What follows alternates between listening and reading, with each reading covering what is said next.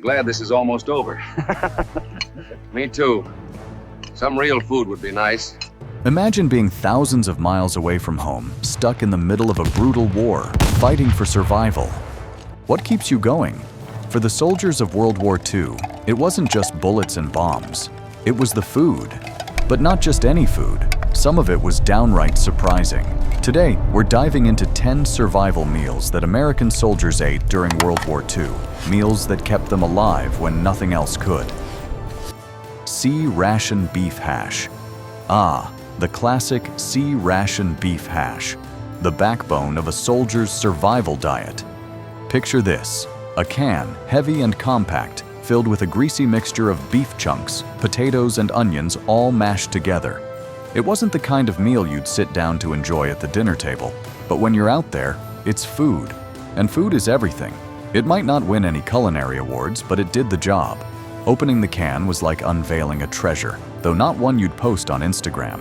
Soldiers would pop the lid, grab their spoon, and dig in, sometimes cold, sometimes warmed up if they were lucky enough to find a flame. The best part?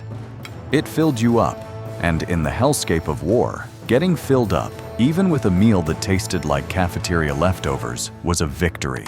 It wasn't fancy, but it was hearty. It was reliable. And in the middle of the Pacific or on the front lines in Europe, that's what mattered most. Staying strong, staying alive. K-ration cheese spread.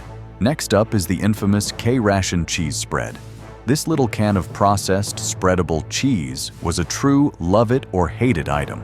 Inside that wax-coated box, soldiers would find 3 meals packed tight, and nestled in each one was a small can of this gooey, salty paste that, well, wasn't really cheese, but it sure passed for it in a pinch. It wasn't the creamy, rich cheese you might enjoy with crackers today, but it was food. And in war, that's the bottom line. The texture? Oily. The taste? Salty, with a hint of chemicals. Not exactly a 5-star treat, but when you're deep in a jungle in the Pacific or trudging through the mud of Europe, you don't care if it's the best meal you've ever had. You just need calories to keep going, to keep fighting. Soldiers would slather that cheese spread on crackers, trying to make the best of it. And if they were really lucky, they'd trade it for something else, maybe a cigarette, or if they were feeling generous, some candy. But at the end of the day, it was a lifesaver. Cheese spread might not have been fancy, but it was one more reason to keep marching forward. Canned ham and eggs. Now, we have canned ham and eggs, the breakfast of champions. Or not. This one was a bit of a mixed bag. On the one hand, it had the promise of homey comfort, ham and eggs, just like Mom used to make, right? Well, not exactly. Inside that can, you'd find pink chunks of ham and scrambled eggs that had been cooked, canned, and shipped across the ocean. By the time it made it to the front lines, the eggs had turned a peculiar greenish hue, and the smell was something else. Let's just say it wasn't the smell of a Sunday brunch. Some soldiers swore by it, while others couldn't get it down fast enough. The ham, while rubbery and overly salty, was at least recognizable. But those eggs? Well, they were rubbery too, and you had to really try to hide that texture with crackers or anything else you could find. Some brave souls ate it cold, while others tried to heat it. But let's face it, when you're hungry and tired, even this questionable breakfast would feel like a gift. Vienna sausages. Next up, we have Vienna sausages, small, pink, and swimming in a slippery, clear jelly. These little sausages were a quick, no-frills meal that soldiers could eat on the go. You'd pop open the can, pour out the jelly, or sometimes, if you were starving enough, drink it, and there they were, these weird little sausages, cold and slightly salty. Not exactly gourmet, but they were easy to eat and didn't require any prep. They weren't the most appetizing thing on the menu, but they did the job. Soldiers didn't care much for the jelly. It was slimy and weird. But the sausages themselves weren't half bad when compared to other rations. A lot of guys would save them for a trade, though. Vienna sausages were popular, and you could swap them for cigarettes or candy. It was one of the few foods that brought some sense of normalcy in the chaos. The taste wasn't spectacular, but when you were hungry, it was just enough to keep you going. Quick, simple, and easy to consume on the move, even while standing up or in the middle of the battlefield. Peanut butter. Now, let's talk about peanut butter, a real treat in the trenches. When you got a tin of peanut butter in your rations, you felt like you'd won the lottery. Thick, oily, salty, and packed with all the good stuff. Protein, fat, and calories. It was a soldier's gold. Peanut butter wasn't just food, it was comfort. After days of bland crackers and mystery meat, it felt like a taste of home. Some guys would spread it thick on crackers, making a hearty sandwich, while others went straight for the tin with a spoon, scraping out the last bit with their fingers. And let's be real, peanut butter was a game changer. It stuck to the roof of your mouth, made you thirsty, but that's the price you paid for pure survival energy. Some soldiers would ration it out, making sure it lasted a week, while others couldn't help themselves and ate it all in one sitting. Peanut butter was more than just a meal. It was a moment of normalcy. For a brief second, it reminded you of simpler times, sitting at home, eating a peanut butter sandwich without a care in the world. In the heat of battle, that small jar became a lifeline, a reminder that good things were still out there, waiting to be tasted again. Dehydrated vegetable mix. Next up, we have dehydrated vegetable mix. Imagine this. Little dried bits of carrots, onions, peas, all packed into a small, lightweight package. Sounds a bit dull, right? But when you're deep in the jungles of the Pacific or trudging through the mud of Europe, those tiny dried veggies were a real blessing. You'd pour the mix into your canteen, add hot water, and wait. Slowly, the little bits would rehydrate, looking almost like real food. Almost.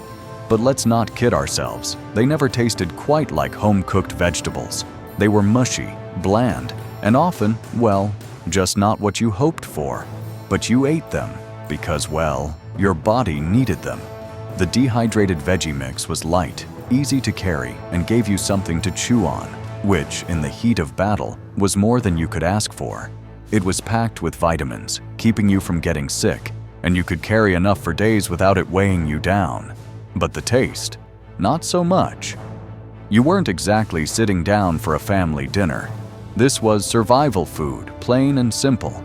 The men didn't love them, but they sure appreciated what they did for their health and stamina. It was like a little nutrition boost when nothing else seemed to help. Now that's the power of good old Army ingenuity. Ration bread. Now let's talk about ration bread. Real bread, pre-sliced, sealed tight in wax paper. Sounds pretty good, right? But hold up, this wasn't your typical loaf from the bakery. This stuff was dense, dry, and definitely not fresh. It was tough, sometimes a little too tough to chew, and it would get harder as the days passed. But here's the thing, when you've been living on crackers and canned meat for weeks, that ration bread became a luxury. It was actual bread, something that resembled the comfort of home. You'd make a sandwich with Spam, peanut butter, or even some cheese spread. And for a moment, you weren't in a muddy trench. You were just a guy eating lunch. And when you couldn't eat it fresh, you'd toast it over a fire, making it crispy and just a little more bearable. The bread didn't taste like a Sunday roast, but it meant something.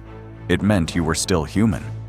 When food was as scarce as it was in World War II, bread was more than a meal. It was a piece of home, a reminder that no matter how hard things got, there were still small comforts to hold on to.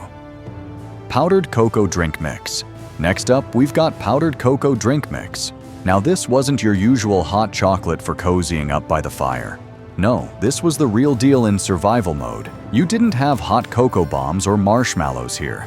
Instead, you'd get a small packet of cocoa powder, packed with sugar and milk powder, ready for action. When you were cold, tired, and drained, that packet of cocoa mix was a godsend. You'd boil some water, stir it in, and there it was, a warm, sweet drink that took you back to a simpler time.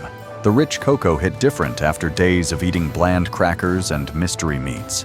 It wasn't just the taste that mattered, it was the comfort. It felt like someone cared enough to send you a little sweetness in the middle of a nightmare. A cup of cocoa in the trenches wasn't just a treat, it was morale. It was something to look forward to after a hard day, a sip of normalcy in a world that was anything but. That little cup of warmth gave soldiers strength, both in body and spirit. It was a lifeline disguised as a drink, something to give them the energy to keep going. Chewing gum. Chewing gum? Sounds simple, right? But during World War II, that small stick of gum was like gold. Each soldier got a few pieces in their ration pack. It wasn't food, but it became just as essential. You'd chew it to freshen your breath after a meal, or to stay alert during those long, sleepless nights on watch. It wasn't just for fun. Gum kept your jaw moving, helped fight off thirst, and kept your mind sharp when you had to stay awake. Some guys chewed it for stress, a small comfort in a world filled with chaos and fear. The gum didn't last long. After a few minutes, the flavor was gone, but the act of chewing was a small relief. You'd trade your gum with local civilians, give it to kids, or even share it with your fellow soldiers. In the trenches, it became a symbol of normal life, a reminder that you weren't just a soldier, you were still human, still someone who could enjoy a small moment of comfort. That gum was more than just a piece of candy. It was a connection. It was morale. It was survival. Spam. Ah, the legend. This is the food every soldier remembers. It came in a rectangular can with a key on the bottom. You'd twist it, peel back the metal, and out would slide a block of pinkish, salty meat. It wasn't gourmet, it wasn't pretty, but it was food. Real food when you were miles from home, stuck in the mud or fighting on some foreign beach. Some guys got creative, fried it up with crackers, tossed it with whatever they had. Others just ate it cold straight from the can. You didn't complain because you knew that can was keeping you alive. No refrigeration? No problem. Spam could survive months in the heat and cold, giving you the protein and calories you needed to keep moving. Years later, soldiers joked about it, but back then, that can of Spam was a lifeline. It was survival in a can. It was the promise that no matter what, you'd eat today, and that meant you had a chance to make it home. And there you have it, 10 survival meals that kept American soldiers going during World War II. These rations were more than just food. They were symbols of survival, camaraderie, and the will to push through unimaginable conditions. Next time you think about history, remember, it wasn't just the battles that shaped these men. It was what kept them going day in and day out. If you enjoyed this glimpse into the past, leave a comment below and share a story of your own. These meals, these moments, they're part of history. Let's never forget the sacrifices made. Thanks for watching, and I'll see you in the next video.